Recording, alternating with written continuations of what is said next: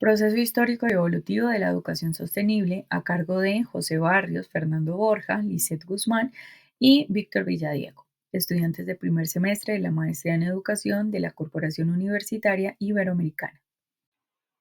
Bueno, dentro de ese proceso histórico y evolutivo de la educación sostenible, pues es importante que nosotros reconozcamos cada uno de los avances o de los sucesos pues que han ido enmarcando nuestra historia. Entonces, pues iniciamos con el siglo XVI y XVII. Entonces, acá hay una serie de eventos, entre ellos está que en 1492 es el descubrimiento de América. Entonces, acá las culturas españolas y europeas llegan hacia nuestro territorio con el fin de fundar e implementar su pensamiento en nuestras culturas prehispánicas. Lastimosamente, pues estas culturas llegan a su fin, pues porque adoptaron las europeas y pues que eran las que se estaban imponiendo en ese momento por sus conquistadores. Es decir, que ese pensamiento católico desarrollado en la Edad Media llegaría pues hacia nuestro territorio y enmarcaría pues en el campo educativo. También dentro de las principales características de este siglo está la implementación del pensamiento teocéntrico. Recordemos pues que el teocentrismo es una doctrina que afirma que Dios está o que es el centro pues de todo y que todo el origen está, digamos, o enmarca es hacia Él y todo ocurre es por su propia voluntad. Entonces también de que es un Dios omnipotente, de que es un Dios responsable de nuestro destino. Y en esta, la supremacía de la fe está por encima de la razón.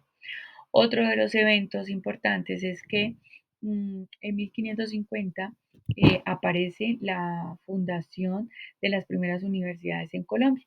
Estas pues en la época primero se desarrollaban en los monasterios y pues posteriormente ya aparecerían las primeras universidades en Colombia. Una de las más antiguas es en 1580 que está la Universidad Santo Tomás en Bogotá. Entonces, ¿qué es importante dentro de estos siglos? Es importante que estos estaban basados dentro de la fe y ya pues que se le da esa importancia como tal eh, a ese teocentrismo donde pues Dios es el centro del universo y pues asimismo digamos todo gira en torno a él y pues enmarca de cierta manera la historia o el rumbo pues de la historia de nuestro país. ¿Por qué? Porque vienen los conquistadores, imponen sus ideologías, su religión, lo imponen hacia nosotros y pues lastimosamente la cultura que nosotros teníamos en ese momento pues se pierde. ¿Por qué? Pues porque se implementa y se adquiere de los conquistadores de ese momento. Como segundo lugar tenemos la educación en el siglo XVIII, que básicamente se basó en una educación llevada a la razón. Esta educación fue enmarcada por un movimiento que se estaba desarrollando en Europa, donde se relacionaron dos grandes campos, como lo es el intelecto con las artes, que era en ese entonces el proceso de ilustración, que lo que buscaba era que las personas eh, empezaran a pensar por sí mismos, es decir, tuvieran libre pensamiento. Y además de eso, aquí en este siglo, este, la educación ya se empezaba a ver como servicio público, o sea, era libre para todos. Bueno, en este siglo ocurrieron dos acontecimientos importantes, como el primero, que es el de la Revolución Francesa, y el segundo es el ya mencionado proceso de ilustración, que aquí ya a las personas se les dio como seres sujetos de derecho, y lo que se buscaba era que los esclavos y los indígenas aprendieran a leer y escribir. ¿Por qué? Porque aquí se decía que estos dos procesos, el de la lectura y la escritura, eran procesos básicos para poder vivir en sociedad. Pero más allá de eso, esto lo hacían con el fin de que estos mismos grupos, las minorías en ese entonces, eh, difundieran lo que es la Biblia. En el siglo XIX se inició a hablar del pensamiento crítico, pero todavía apoyaban ideas del siglo XVIII. tanto así que en sus procesos educativos se apoyaron de las ciencias naturales, la química, la medicina y la psicología. Para ellos, estos eran los pilares fundamentales dentro de sus procesos educativos. Pero empezaron a llegar ideas nuevas, tales como alejadas de las religiosas y se enfocaban mucho más en lo político-social. Esto dio pie a la creación de partidos políticos y pensamientos políticos liberales y conservadores. Los liberales creían en un pensamiento libre e igual guiado por la razón, mientras que los conservadores se apoyaban mucho más a esa educación tradicional que se basaba en ese pensamiento católico teocentrista. Iniciaron a llegar personajes muy importantes que cambiaron la idea de educación, como fue José Joaquín Salcedo.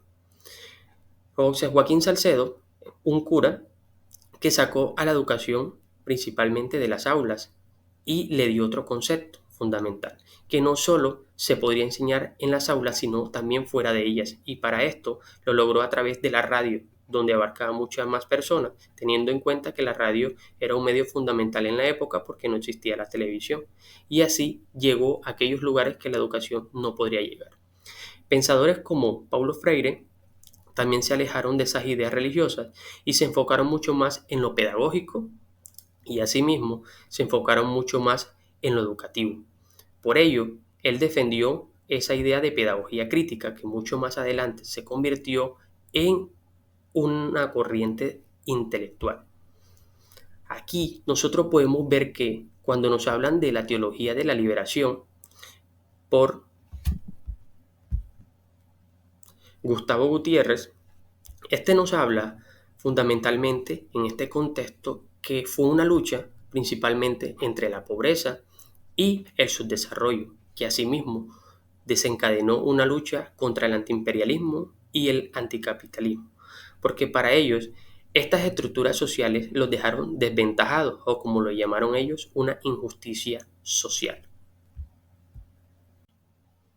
Con la creación del Ministerio de Educación en 1994 a la cabeza de Miguel Abadía, el presidente de turno, se tenía como objetivo que todos aquellos estudiantes que estuviesen en los planteles educativos tuviesen una educación de calidad. Pero no solo eso, sino que a su vez tuviesen una convivencia en paz y que respetaran los derechos humanos. Sumado a ello, que tuviesen un sentido de pertenencia por lo público. Ahora bien, con la Constitución Política de 1991 se estableció a la educación como un derecho fundamental, del cual debía velar para su funcionamiento el gobierno nacional. Por ello, debería destinar unos recursos de manera anual. Ahora bien, con la Ley 115 de 1994, esta ley trajo consigo las normas que regula al sistema de educación, como bien es un servicio público que tiene una finalidad que es una función social. Debemos tener en cuenta que debe satisfacer las necesidades de las personas, de las familias y de la sociedad.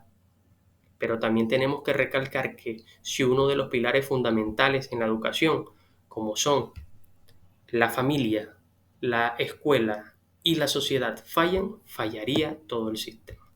Muchas gracias. La educación bajo modelo de transformación mundial. Okay. La educación en los siglos XX y XXI ha sido transformada por las tecnologías y los medios de comunicación, adquiriendo un carácter global. ¿Sí? La globalización ha permitido la adaptación de nuevos modelos educativos, como la educación a distancia y la tecnificación en sectores empresariales. Esta transformación ha sido impulsada por el Internet, la radio y plataformas virtuales, con el objetivo de integrar a los pueblos en un sistema educativo que promueva la igualdad y de tal manera elimine la desigualdad. Educación para el desarrollo sostenible. Ok. La educación para el desarrollo sostenible busca capacitar a las personas para que adopten un enfoque que promueva un futuro sostenible. Es crucial para el desarrollo económico, social y ambiental de una nación y es un derecho esencial para una vida digna.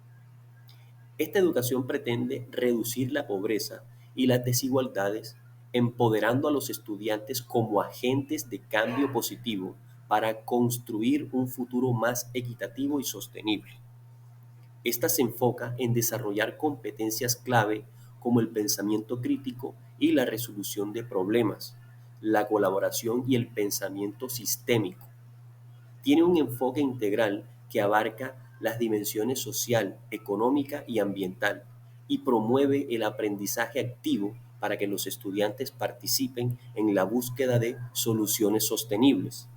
Además, busca desarrollar una ciudadanía global consciente y responsable. Se adapta de manera flexible a las necesidades cambiantes, tanto a nivel local como global.